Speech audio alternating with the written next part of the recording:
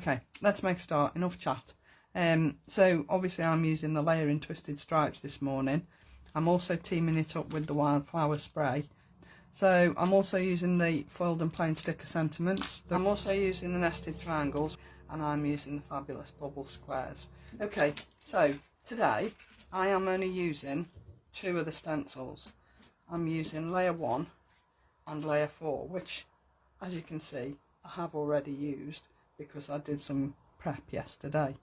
Now you can go full throttle. You can use all 5 if you want. I've done a sample here which uses all 5, and there are only 3 colours on this. I used the Strawberry Sundae, the Juicy Pineapple and Surf's Up, so only 3 colours, but you wouldn't think there were only 3 colours looking at that.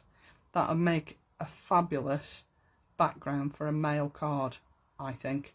You just put a sentiment on there, or use another embossing folder on top of that as well, then, you know, I just think these particular set would be an awesome set to have if you do a lot of mail cards, because you can do so many different backgrounds. That they're just a really cool idea for me anyway. I think they're smashing. So I'm using 2 colours today. Get rid of my little bits off there, and I'm using the Sugar Candy and the Spiced Plum. I'm using Lisa's Cloud 9 inks.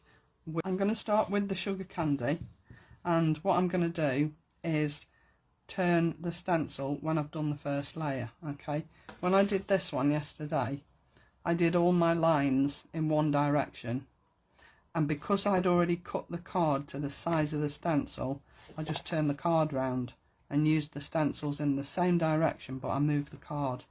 Today I'm moving the stencils rather than the card, just to show you that you can do it either way round. Let's make a start. As Lisa said, these ink pads are really juicy when you start, so when you get them and you start your stenciling, just remember to tap off a lot of the ink before you add it to your card, otherwise you'll end up with a big splodge in the middle of your card, and that's not what you want.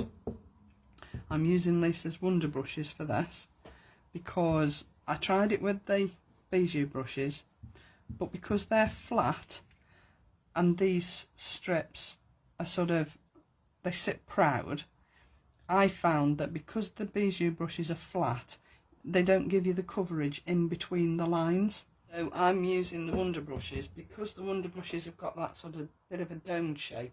I find that they sit in between these lines much easier than the Bijou brushes. The Bijou brushes are amazing when you're doing sort of large areas on sort of like the flowers, etc. But for this, for me, the Wonder brushes are better. I'm going to end up with very pink fingers here because I keep touching my fingers with the brush, but never mind. It's pink on pink, it won't matter, will it? So I would say take it slowly, take it gentle, because as you can see, because they're stripes and there isn't a lot of body to the actual stencil, they may lift if you try and do them sort of circular motions. You can use circular if you're gentle. See, I forgot to dab that, didn't I? Okay, so that's my first set of stripes.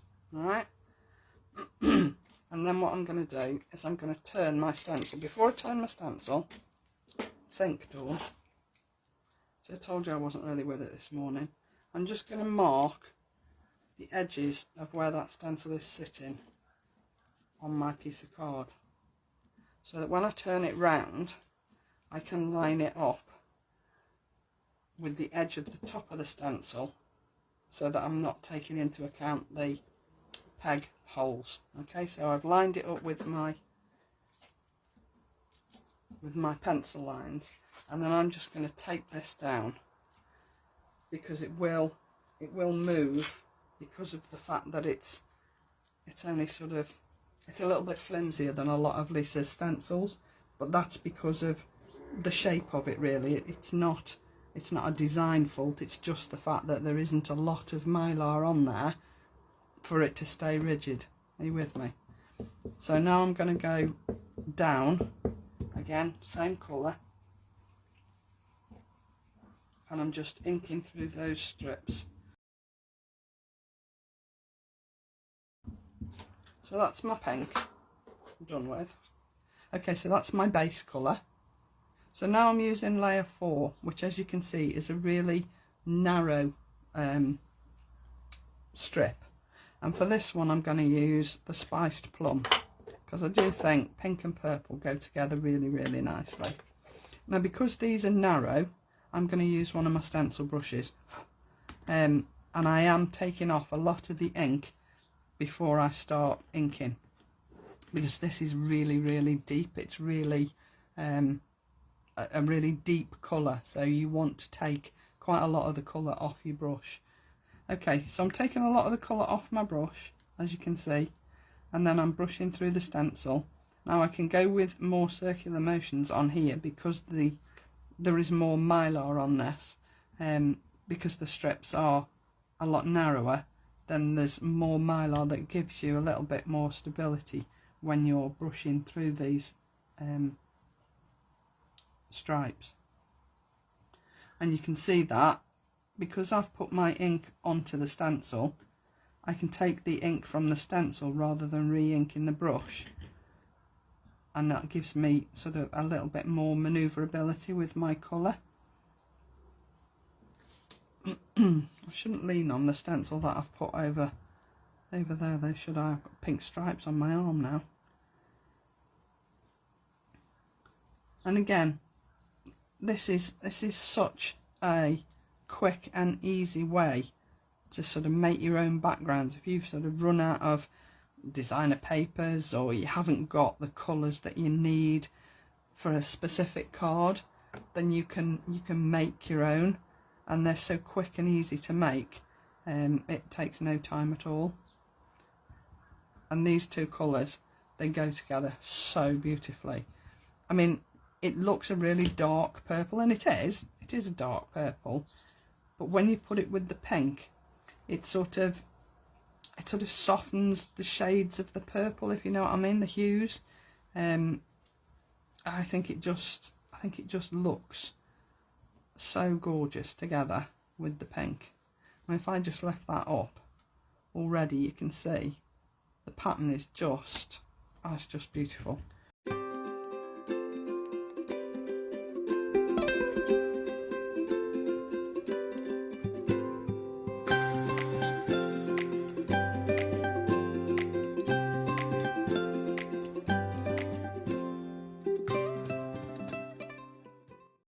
So there you go, there's your finished background. And then what I did next was used one of the stitched bubble squares and just cut out my shape, and the one particular square that I used cuts the majority of that out.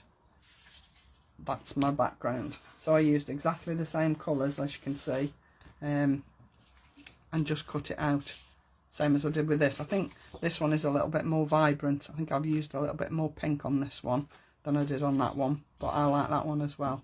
So this is my card base, 6x6 card, and then what I've done is layered up my piece, and I'm going to put it so that it's slightly off center, so it's slightly higher at the bottom, so I've got less of a gap at the top, and you'll see why in a second. So if I just take my backing off these, so one side of this is a little bit darker, so I'm going to put the lighter at the bottom so that the darker piece is at the top, and then, as I say, I'm going to just put that down slightly off center so that I've got more of a gap at the bottom. Okay, then I used the nested triangles, and I put two together to make my little triangular frame, and I'm going to sit that on that bottom line there, just so that the point of the triangle just sits on that stitched line there at the top. Okay, so I've just put a little bit of glue, and obviously I'm going to stick this flat rather than try and 3D it because it's quite narrow. it's such a clever technique to do. A little bit much glue there, just to give you a frame. And of course you've always got the triangle in the middle that you've cut out to use on a different project at a later date. So you know, you get two pieces in one doing this technique. It's very clever, and it will work with all the nesting dies as well. So it'll work with your circles and your triangles and your squares and your rectangles. It works with them all. So we'll just pop that down there, and that's really just to give me a little bit more added interest in the bottom. So I'll put my lid on that before my glue seeps all over my desk. Okay, so then I'm using the wildflower spray that I did the other day, but I showed you a couple that I'd done. This was one of the ones that I die cut, embossed and then stenciled.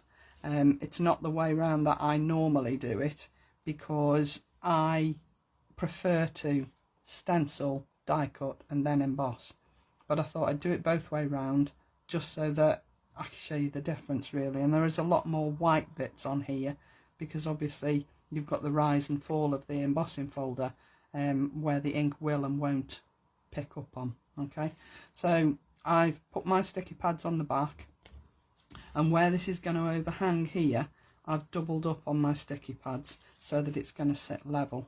Alright, so if I just take that back off there, that one's going to be a little bit fiddly, but I've done that. So I'll take these off, and then I can put this down on my card. So you can see there are two pads on top of one another there, just so that that piece sits level with this base card. So that's going to sit at the bottom there. So you can't see the bottom of the triangle and you can't see the bottom of the square, hence me putting the square a little bit further up. It's not quite in the middle, because I knew that you wouldn't be able to see the bottom of the square, so it wouldn't matter that I'd got more of a gap at the bottom than I'd got at the top. Okay, and then all I need is a sentiment, and again I've used the foiled and plain sticker sentiments, and I've matted it onto a piece of purple card, the same as I cut the triangle out of. Now this is a shiny card. It's not Lisa's satin card, it's just a shiny card that I'd got in my stash, and it's got a white core to it. Well, I don't want to be able to see that white core, so all I'm going to do is just go around the edge with my marker in a similar colour to the purple, so that I take those white edges off, and you can't see any white edges on the card. Just a little tip, just to take any white edges off that you don't want to see. And then I'm going to pop this down here. I was going to put it in the middle, but then when I looked at it yesterday I thought no, I won't. I'll put it slightly to the right, just so that it's a little bit quirky rather than uniform. And then just to finish it off, I thought I'd just add a few little of the pastel dewdrops, because they come in pink, so I thought I'd use the pink. Oh, and just drop these randomly on the card just to finish it off, so they can go sit in the middle of your little checkerboard if you want them to, or sit on your flowers. We can put some on the petals, just totally random. I think I'll just put one more in that top corner and leave it at that, just to give a little finishing touch to your card. So if I just lift that up a little bit. So yeah, there's your little card, 6x6, really pretty, reasonably cheap to post because there isn't a lot of depth on it, and it's a smaller card anyway, so you know, it's quick and it's easy, and your backgrounds will match whatever you've got. So if you do a batch of stenciling and you've got flowers sort of in a box, pick your flowers out and then do your background to match. Job done. It's so quick, so easy, I just think it's a really clever set of stencils, which on first glance you might think, no, I'm not going to use those, I won't buy those, but I have to say I think they will become a really cool staple to your craft stash, because they're so versatile and you can do so much with them. So choice is yours. So that's me for today. Stay safe and I'll see you on Monday. Bye for now, everybody.